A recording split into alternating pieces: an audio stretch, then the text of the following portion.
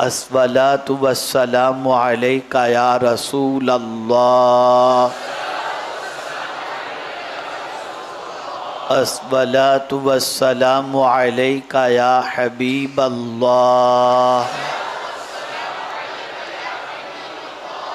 الصلاۃ والسلام علیک یا نبی اللہ، الصلاۃ والسلام علیک یا نور اللہ، وعلی آلک و اصحابک یا حبیب اللہ، صلی اللہ تعالی علیہ وسلم۔ میرے پیارے آقا صلی اللہ تعالی علیہ وسلم کے پیارے دیوانوں، میں زیادہ وقت نہیں لوں گا، چند خطرات سے آگاہ کروں گا اور ساتھ ہی ساتھ کچھ آپ کے دل و دماغ کے اندر ایسی باتیں اتارنے کی کوشش کروں گا کہ ان کڑوی باتوں کو لیکن سچی باتوں کو آپ نے دل و دماغ میں جگہ دے دی تو انشاءاللہ العظیم آپ کی سوچ بھی پاکیزہ بن جائے گی اور زندگی بھی انشاءاللہ پاکیزہ بن جائے گی۔ اس وقت پوری دنیا میں ایک لہر چل پڑی ہے، سائنس، اسکول، کالج، یونیورسٹی، یہاں تک کہ ہم جیسے لبادے میں بھی جو لوگ ہیں وہ بھی اپنے بچوں کو ڈاکٹر انجینئر بنانے کے بارے میں سوچتے ہیں۔ نہ ڈاکٹر بننا بری بات ہے، نہ انجینئر بننا بری بات ہے، نہ لائر بننا بری بات ہے، نہ ریسرچ اسکالر بننا بری بات ہے، لیکن کبھی آپ نے سوچا کہ یہ لہر جو چل پڑی ہے، اس لہر کے چلنے کے ساتھ ساتھ وہ لوگ جو اس لہر کے اندر آ گئے، اس کی لپیٹ میں آ گئے اور اپنے بچوں کو دنیاوی تعلیم کی طرف لے گئے اور دین کی تعلیم سے ناآشنا رکھے، ان بچوں کے مستقبل کی کیا پوزیشن ہوگی؟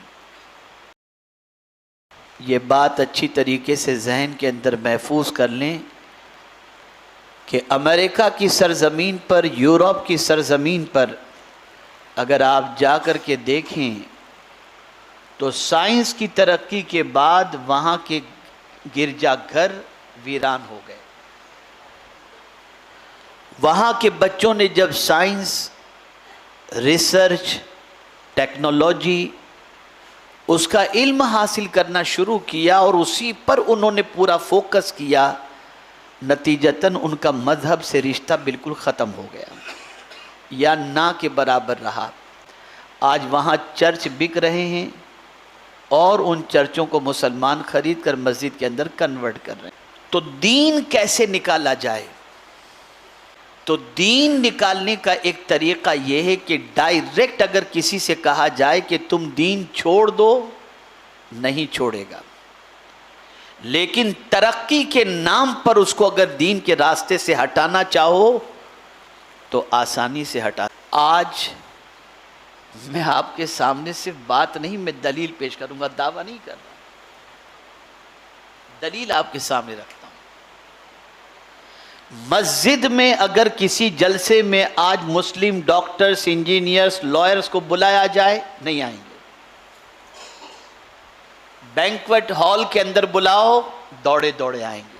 جمعہ کی نماز کے لیے ان کی پوزیشن یہ ہوگی، خطبے کے وقت آئیں گے، بغیر ٹوپی کے نماز پڑھیں گے، 2 رکعت پڑھ کر کے بھاگ جائیں گے۔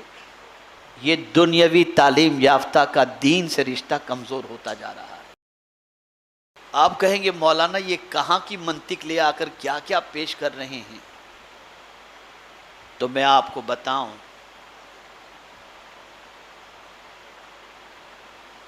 کہ زیادہ تر آج مسلمان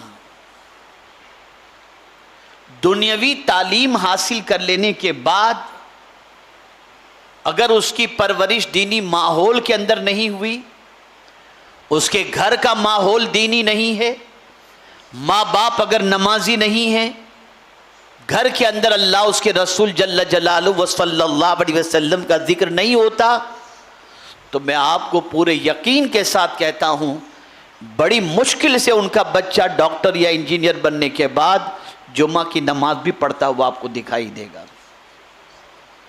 یہ ہمارا مستقبل، یہ ہمارا جنریشن جو آنے والا ہے، ہم انہیں ڈاکٹر تو بنانے کی فکر کرتے ہیں، لائر اور انجینئر بنانے کی تو فکر کرتے ہیں، کبھی ہم نے یہ بھی فکر کی کہ ہمارا بچہ اسلام پر قائم رہے؟ کیا پرائیورٹی کے اندر اسلام ان کے اندر رکھا گیا؟ کیا ان کے دل و دماغ میں یہ بات بٹھائی گئی کہ بیٹا تو ڈاکٹر نہیں بنے گا، چل جائے گا لیکن مسلمان بن کر زندگی گزارنا؟ ہم نے یہ نہیں بٹھایا۔ ہمیں تو خوشی ہوتی ہے جب ہمارا بچہ انگلش کے اندر بات کرتا ہے، کوئی ریسرچ پیش کرتا ہے، کوئی ڈگری پیش کرتا ہے تو ہم پھولے نہیں سماتے۔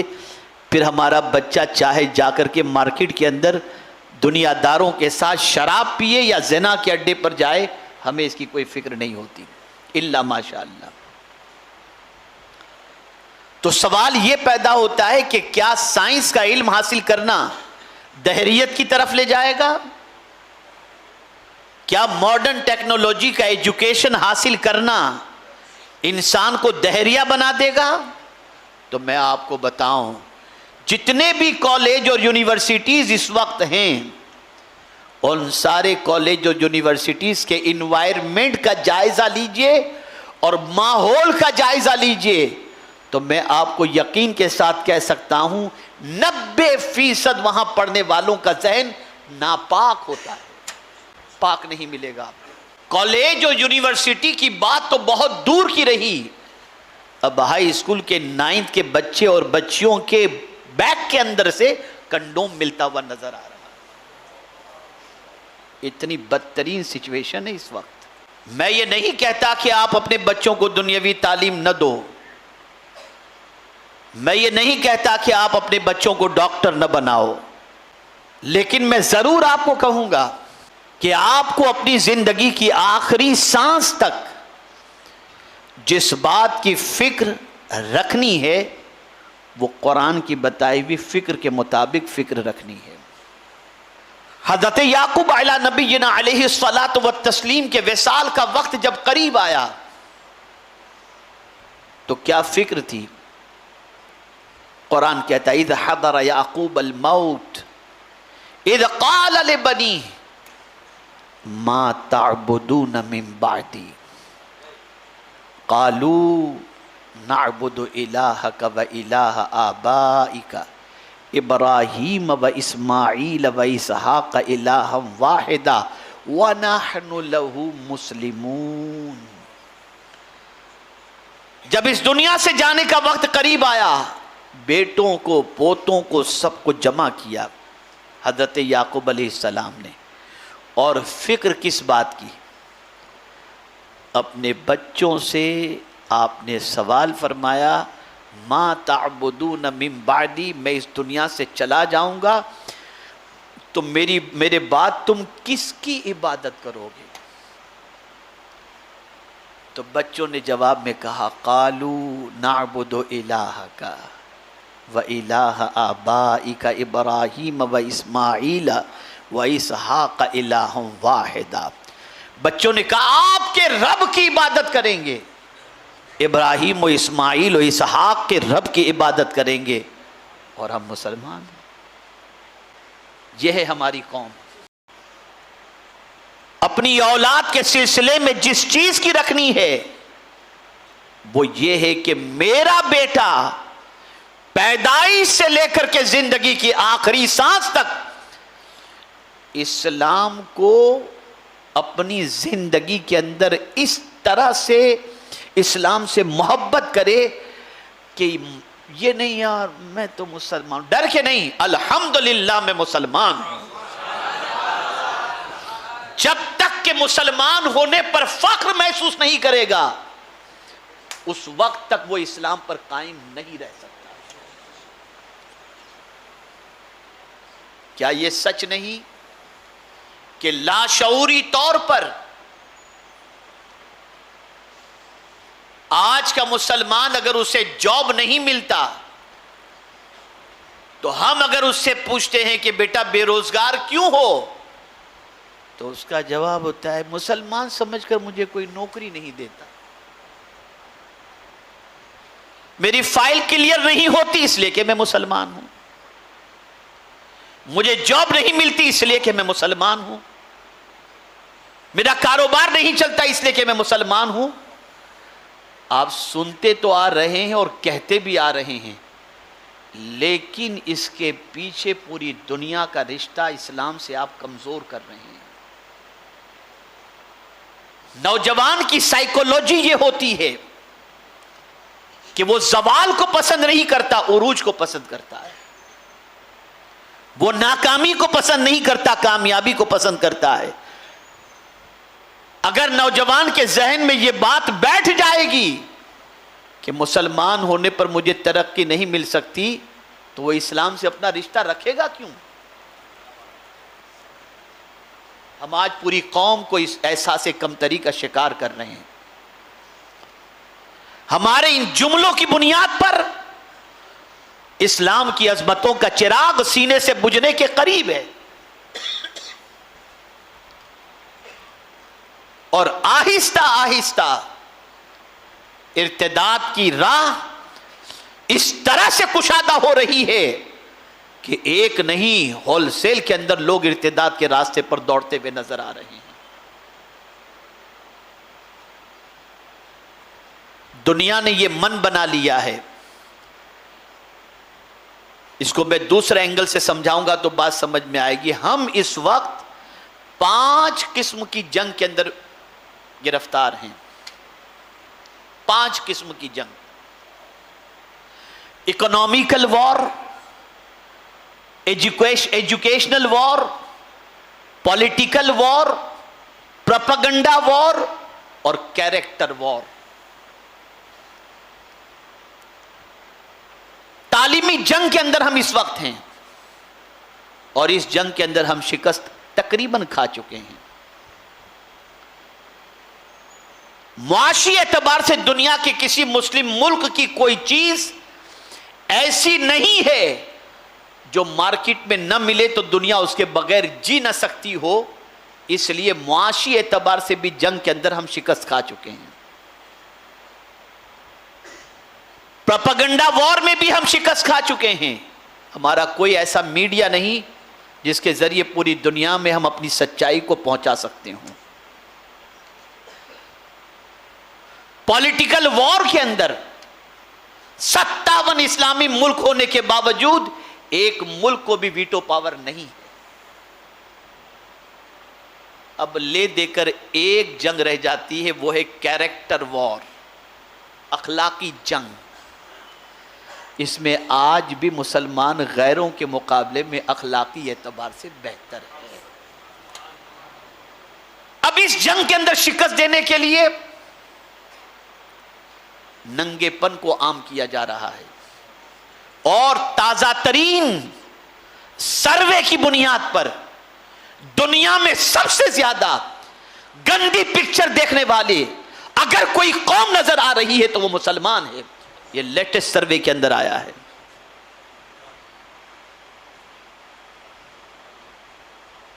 بد اخلاقی کا سیلاب، عورتوں کو عریاں کیا جا رہا ہے، عورتیں جسم کی نمائش کر رہی ہیں، اور مرد کی پوزیشن یہ ہے کہ بھوکے بھیڑیے کی طرح کھا جانے والی نگاہوں سے انہیں دیکھ کر اپنی زندگی کو برباد کرتا ہوا نظر آ رہا ہے۔ بس یہی ایک وار ہے جس میں ہم بہتر ہیں، لیکن پوری دنیا کوشش کر رہی کہ اس مسلمان کی اخلاق اگر ختم ہو گئے تو پھر دنیا کی کوئی مسلمان کبھی ابھر نہیں سکتے اور نہ کبھی کامیاب ہو سکتے۔ یہ 5 قسم کی جنگیں چل رہی ہیں۔ ہمیں تو گوشت مچھلی کھانے سے فرصت کہاں ہے؟ ہماری سچویشن تو یہ ہے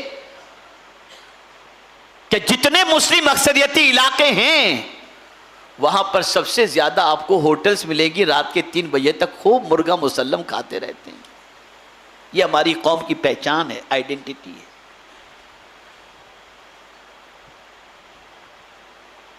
ایک بات بتاؤں، ایک خطیب کو میں سن رہا تھا، چھوٹی سی کلپ تھی ان کی، کسی نے مجھے بھیجی، اہل سنت و جماعت کے بڑے عظیم عالم علامہ ثاقب رضا مصطفی صاحب، کسی نے مجھے بھیجی، میں سن رہا تھا، بڑی پتے کی بات انہوں نے بتائی۔ انہوں نے بتایا کہ مجھے ایک صاحب آ کر کہنے لگے مولانا چلیے جاپان چلتے ہیں، تو میں نے ان سے کہا کہ جاپان جا کر کیا کریں گے؟ کہا حضرت میں آپ کو دکھاؤں گا کہ جاپان ترقی کیسے کیا۔ کہا اچھا چلو میں نہیں آتا ہوں، تم بتا دو، تمہیں معلوم ہو تو وہاں تک کے سفر کی ضرورت نہیں، تم ہی بتا دو۔ تو اس شخص نے بتایا کہ ہر ماں اپنی گود میں اپنے بچے کو جو تعلیم دیتی ہے اس میں خاص طور پر 2 چیزوں کی تعلیم دیتی ہے۔ پہلی چیز، بیٹا جھوٹ مت بولنا اور بددیانتی کبھی مت کرنا، اور یہی وجہ ہے کہ میڈ ان جاپان آدمی دیکھتا ہے تو اندر سے مطمئن ہو جاتا ہے کہ کوالٹی بہت اچھی ہوگی۔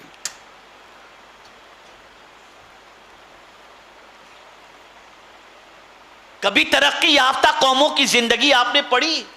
وہ جاپان جس نے ایٹم بم جھیلا ہے، آج تنہا جاپان کے اندر جتنی یونیورسٹیز ہیں پوری دنیا میں موجود اسلامی ممالک کے اندر اتنی یونیورسٹی، تنہا جاپان کی بات کرنا ہوں۔ لیکن میں دنیاوی تعلیم کی بجائے اس جملے کی طرف آتا ہوں، جھوٹ اور دیانتداری ہے ہماری قوم میں۔ جو قوم عمرہ اور حج کے نام پہ فراڈ کرتی ہو اور احرام کی حالت میں لوگوں کو ایئرپورٹ کے اوپر رلاتی ہو، جس قوم میں ایسے، بلکہ مسجد کے چپل کو زنجیر سے باندھ کر رکھنا پڑتا ہے کہ کوئی چوری کر کے نہ جائے، یہ ہے ہماری قوم۔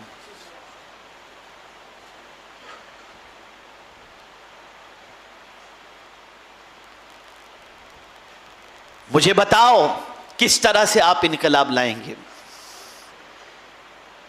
کس طرح سے آپ معاشرے کے اندر بسنے والے مسلمانوں کو سرخ روئی کی طرف لے جا سکیں گے؟ یہ خرابیاں ختم کرنی ہوں گی، ان ساری چیزوں پر نظر رکھنی ہوگی۔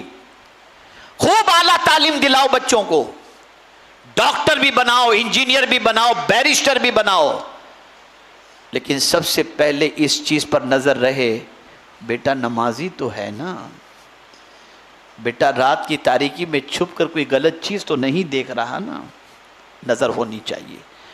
بیٹے کے سینے میں عشق مصطفیٰ صلی اللہ علیہ وسلم تو موجود ہے، بیٹا قرآن شریف کی تلاوت کرتا ہے یا نہیں کرتا، اس پر آپ کی نظر ہونی چاہیے۔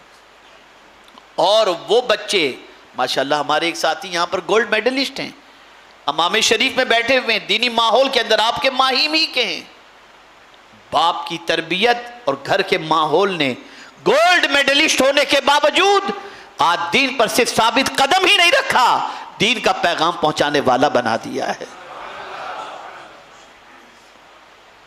سائنس حاصل کرو، لیکن میں آپ کو بتاؤں بہت بڑے سائنٹسٹ تھے حضرت سلیمان علیہ السلام،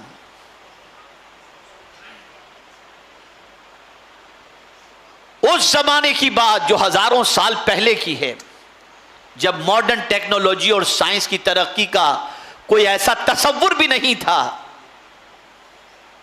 اس سچویشن میں حضرت سلیمان علیہ السلام تخت بلقیس لانے کی بات کرتے ہیں۔ حضرت آصف برخیہ نے عرض کیا، حضور انا آتی کبھی قبل ان یرتد الیک طرفک، پلک کے جھپکنے سے پہلے بلقیس کا تخت آپ کے قدموں میں پیش کر دوں گا۔ کیا بازو میں تخت پڑا ہوا تھا؟ کیا چھوٹا سا تخت تھا؟ سینکڑوں میل کی دوری پر موجود تخت تھا اور ٹنوں وزن کا تخت تھا، لیکن حضرت آصف نے کہا کہ حضور پلک کے جھپکتے لا کر میں پیش کر دوں گا، اور لا کر پیش کر بھی دیا۔ اتنے بڑے کارنامے پر حضرت سلیمان علیہ السلام کو کہنا چاہیے تھا کہ جب میرے صحابی کا اور میرے شاگرد کا یا میرے فالوور کی طاقت اور علم کا یہ حال ہے تو سوچو میرے علم کا عالم کیا ہوگا. لیکن نہیں، مزاج دیا. سائنس کی ترقی کی طرف بڑھنے والے نوجوانوں کو ایک سوچ عطا فرمائی، اور جب یہ کارنامہ ان کے شاگرد، ان کے صحابی نے انجام دیا تو حضرت سلیمان علیہ السلام کی زبان پر فخریہ جملہ نہیں تھا، بلکہ آپ نے کہا ھذا من فضل ربی، یہ میرے رب کا فضل ہے، یہ میرے رب کا فضل ہے. اے رسول گرامی وقار صلی اللہ تعالی علیہ وسلم کے دیوانوں، آج ضرورت اس امر کی ہے، کسی بھی علم کے اندر آپ پیچھے نہ رہو، لیکن آپ کے لیے جاہل رہنا تو گوارا ہے، اسلام سے رشتہ ٹوٹ جائے یہ گوارا نہیں ہونا چاہیے. دنیاوی علم آپ کو زمین کے اوپر کام آئے گا، لیکن اسلام قبر کے اندر بھی کام آئے گا اور میدان محشر میں بھی کام آئے گا. اس لیے اپنے بچوں کو مسلمان کی حیثیت سے زندہ دیکھنا اور مسلمان کی حیثیت سے اس کا مرنا، یہ اپنی زندگی کے اندر اپنے بچے کے لیے سب سے بڑی سوچ اور سب سے بڑی فکر رکھنا، یہ ہماری ذمہ داری ہے.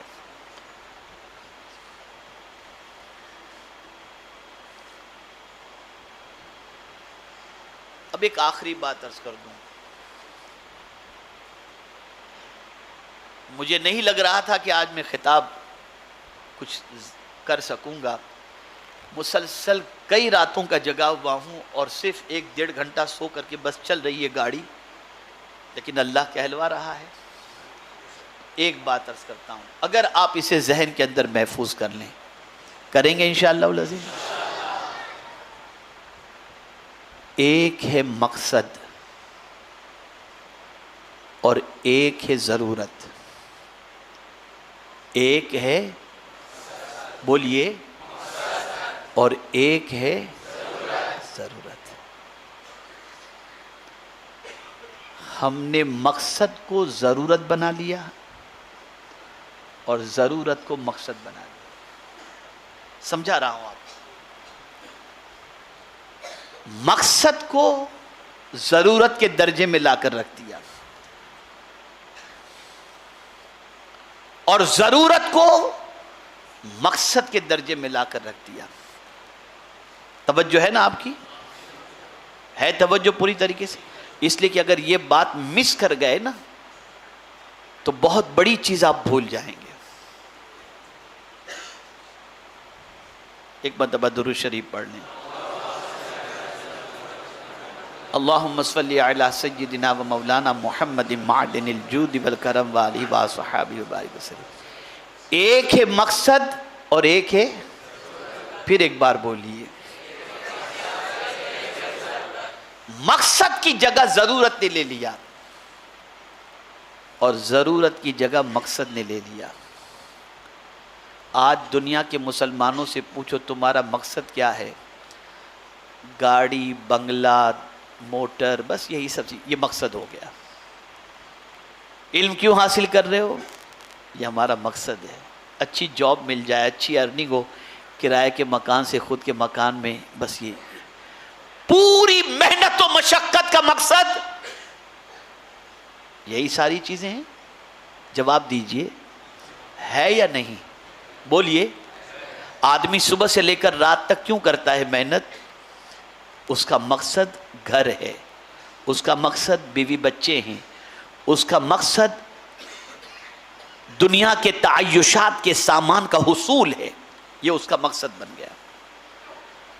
اور ضرورت، جب کام اٹک جائے تو اللہ کو یاد کرو. جب کام اٹک جائے تو اللہ کو یاد کرو. تو اللہ بن گیا ضرورت اور مال بن گیا مقصد. ہم اللہ کو ضرورت پڑنے پر یاد کرتے ہیں اور جب سب مل جاتا ہے تو اللہ کو بھول جاتے ہیں. تو آج کل ہماری ضرورت دنیا بن گئی، ہمارا مقصد دنیا، اور اللہ بن گیا ہماری ضرورت۔ ہونا یہ چاہیے تھا کہ ہمارا مقصد اللہ ہو اور دنیا ہماری ضرورت ہو۔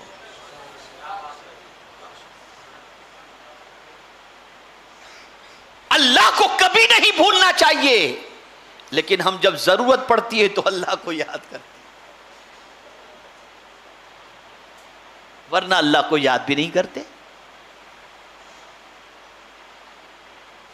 تو جب ضرورت مقصد بن جائے اور مقصد ضرورت بن جائے تو اس الٹی سوچ پر انسان دیوالیے کا شکار ہو جاتا ہے، پریشانی کا شکار ہو جاتا ہے، مصیبتوں کا شکار ہو جاتا ہے۔ تاریخ اٹھا کر کے دیکھو اور قرآن کا مطالعہ کرو تو آپ کو پتا چلے گا کہ قرآن میں اللہ عز و جل نے واضح لفظوں میں فرمایا کہ جب انہیں ہم خوشی دیتے ہیں، جب انہیں کوئی نعمت دیتے ہیں تو خوش ہو جاتے ہیں، اور جب نعمت ان سے چھین لیتے ہیں تو منہ لٹکا کر بیٹھ جاتے ہیں۔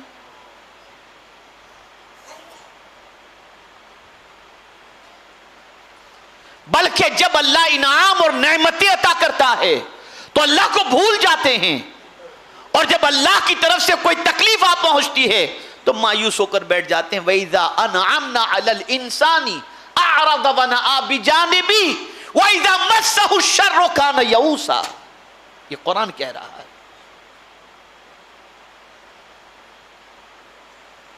مومن کا مقصد اللہ کی خوشی ہونا چاہیے۔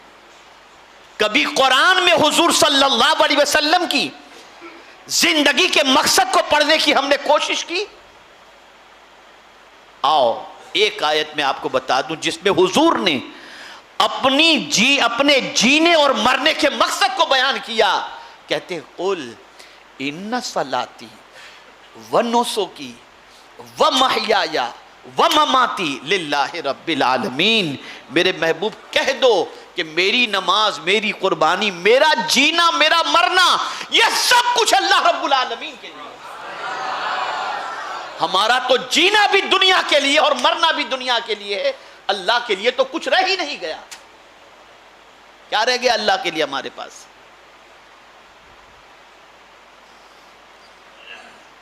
سوچ بدلو اور ہر اس سوراخ پر نظر رکھو جس سوراخ کے ذریعے الحاد، بے دینی ہمارے معاشرے کے اندر داخل ہو رہی ہو۔ اگر ان سوراخوں پر نظر نہیں اور اس کی طرف سے غفلت برتے تو اللہ رحم و کرم فرمائے کہ کہیں یہ طوفان سب کے گھروں کے دروازے پر دستک دینے نہ لگ جائے۔ بہت سخت امتحان سے مسلمان گزر رہا ہے، بہت سخت حالات سے ہم لوگ گزر رہے ہیں۔ کل 31 نائٹ ہے، 12 بجے سے پہلے کوئی گیٹ وے پر جائے گا، کوئی کلب میں جائے گا، کوئی ہوٹل میں جائے گا اور کہیں نہیں جا سکتا تو ٹی وی کے سامنے بیٹھ کر دیکھے گا کہ جب سال چینج ہوتا ہے تو 12 بجے کتنے دھماکے ہوتے ہیں، 12 بجے کیا ہوتا ہے اور نئے سال کا آغاز کیسے ہوتا ہے۔ اتنی فکر کبھی قرآن پڑھنے کی تم نے کی؟ ارے قرآن تو چھوڑو، رمضان کا چاند دیکھنے کی اتنی فکر کی کہ مغرب ہو گئی، ذرا دیکھیں رمضان کا چاند، دعا کرتے ہیں ایک دن اور لیٹ ہو جائے تو اچھا۔ رمضان کا چاند ایک دن لیٹ ہو جائے تو اچھا، اور عید کے چاند کے لیے بے چین رہتے جلدی آ جائے تو اچھا۔ جتنے اہتمام کے ساتھ تم 12 بجے کا انتظار کرتے ہو، اتنے اہتمام کے ساتھ کیا تم رمضان کے چاند کا انتظار کرتے ہو؟ حضور تو 2 مہینے پہلے سے رمضان کا انتظار کرتے تھے۔ اللہم بارک لنا فی رجب و شعبان وبلغنا رمضان۔ رجب میں حضور صلی اللہ علیہ وسلم رمضان کی دعا کرتے تھے، اور آج ہم کہاں ہیں؟ کس راستے پر جا رہے ہیں؟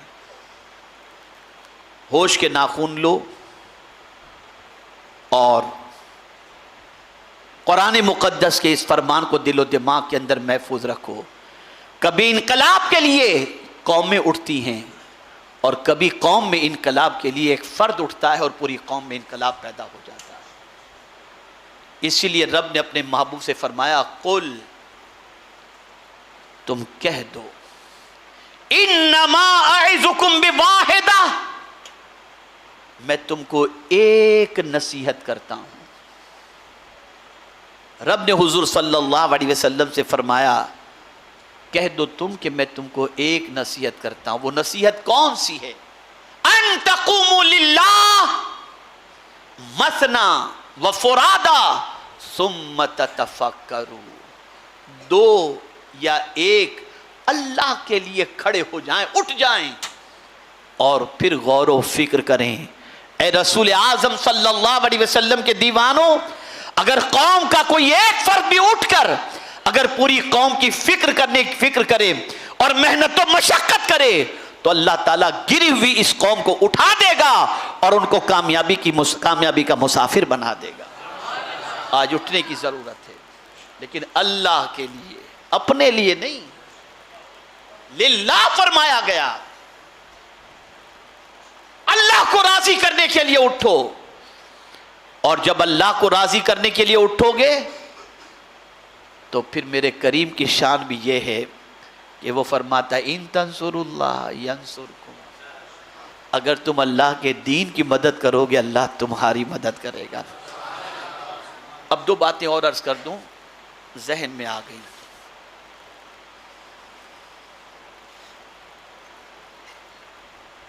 یہ دین سے دوری کے لیے کئی حربے استعمال کیے گئے ہیں۔ بزرگوں سے تعلق توڑوانا تو ہے ہی، نبی کی شان کے سلسلے میں بھی ایسے کلمات کہ بندہ نبی سے بھی اپنے تعلق کو کمزور کر بیٹھے معاذ اللہ، اور نبی کو بھی ایک آرڈینری انسان جیسا سمجھ بیٹھے، تو اب اس کے سامنے کوئی آئیڈیل رہے ہی نہیں۔ نتیجتاً وہ قرآن سے، دیکھیں قرآن کا ٹرانسلیشن غلط کیسے ہوا؟ جب اپنی مرضی سے آدمی ٹرانسلیشن کرے گا اپنے علم پر بھروسہ کر کے تو بہک سکتا ہے، لیکن جب نبی کی محبت کے ساتھ ٹرانسلیشن کرے گا تو بھٹکے گا نہیں، وہ بھٹکے گا نہیں۔ اب آئیے ایک بہت اہم چیز آپ کی سماعتوں کے حوالے کر رہا ہوں۔ علماء سے، مشائخ سے، اولیاء سے اپنے تعلق کو جوڑے رکھو، اس لیے کہ دین ہوتا ہے بزرگوں کی نظر سے پیدا۔ یاد رکھیں اس کو، کبھی کسی بزرگ کی نظر وہ پلا دیتی ہے جو انسان محنتوں، سالوں کی محنت کے بعد کتابوں سے وہ نہیں پا سکتا جو کسی اللہ والے کی نظر سے مل جایا کرتا ہے۔ اور اگر یہ نہیں سمجھ میں آتا تو ایک شعر ڈاکٹر اقبال کا سنا دوں، اور یہ تو سمجھ میں آ جائے گا اور دماغ میں بات بیٹھ بھی جائے گی۔ فیضان نظر تھا کہ مکتب کی کرامت تھی، یہ کس نے سکھائی اسماعیل کو آداب فرزندی؟ فیضان نظر خلیل کی نظر کا کرشمہ تھا، یا مکتبی کسی مکتب میں تو پڑھنے گئے ہی نہیں تھے حضرت اسماعیل، چھری کے نیچے ذبح ہونے کے لیے تیار کیسے ہو گئے؟ یہ فیضان نظر تھا حضرت ابراہیم علیہ السلام کا۔ تو بزرگوں کی نظر سے ایمان بھی ملا کرتا ہے، اور بزرگوں کی نظر سے اللہ عز و جل وہ کچھ عطا کر دیتا ہے جو کچھ انسان مشقت کے بعد بھی حاصل نہیں کر سکتا۔ اب کسی کے ذہن میں سوال ہو رہا ہے نظر میں اتنی طاقت کہاں سے؟ تو حدیث کی روشنی میں سنا دوں، آقا کریم صلی اللہ علیہ وسلم کا ارشاد ہے بری نظر انسان کو قبر تک پہنچا دیتی ہے نا؟ آپ کہتے ہیں اس کو نظر لگ گئی۔ تو کوئی انسان اگر کسی پر بری نظر ڈال دے تو اس کی بری نظر سے انسان موت تک پہنچ سکتا ہے، تو کیا کسی اللہ والے کی نظر پڑ جائے تو انسان بلندی تک نہیں پہنچ سکتا؟ تم اس نظر کے قائل ہو تو اس نظر کے کیوں قائل نہیں ہو؟ اس نظر کو بھی مانو تسلیم کرو اس نظر کو. اس لیے ضرورت اس امر کی ہے کہ ان سارے عقائد، ان سارے نظریات، ان سارے تصورات و تخیلات اور ان ساری تعلیمات سے اپنا رشتہ توڑ دو اور ان سے تعلق توڑ دو جو تمہیں بزرگوں کی بے ادبی اور بزرگوں سے کچھ نہیں ملتا جو یہ تعلیم دیتے ہوں، ان سے کوئی رشتہ مت رکھو.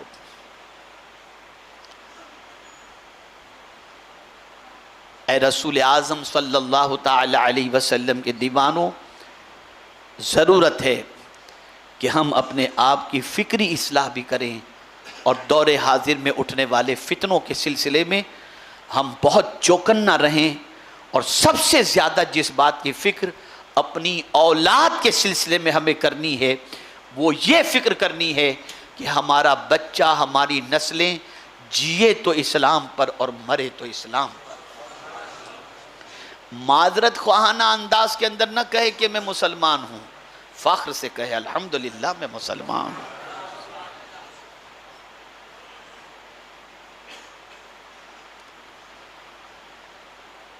میرے پیارے آقا صلی اللہ تعالی علیہ وسلم کے پیارے دیوانوں، خبردار، کل 31 نائٹ کسی بھی خرافات کے اندر، کسی بھی بدکاری کے اندر، کسی بھی برائی کے اندر اپنے آپ کو ملوث مت ہونے دینا.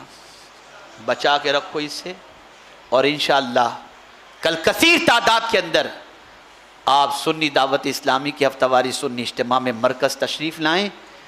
اور کل کی میری گفتگو کا موضوع ہے بے حیائی سے بچنے کا قرآنی دستور.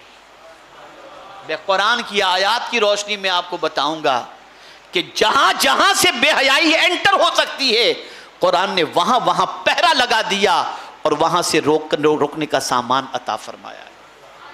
آؤ، خود بھی آؤ اور دوست احباب کو بھی لانے کی کوشش کرو. اللہ تعالیٰ مجھ پر، آپ پر، سب پر کرم کی نظر فرمائے.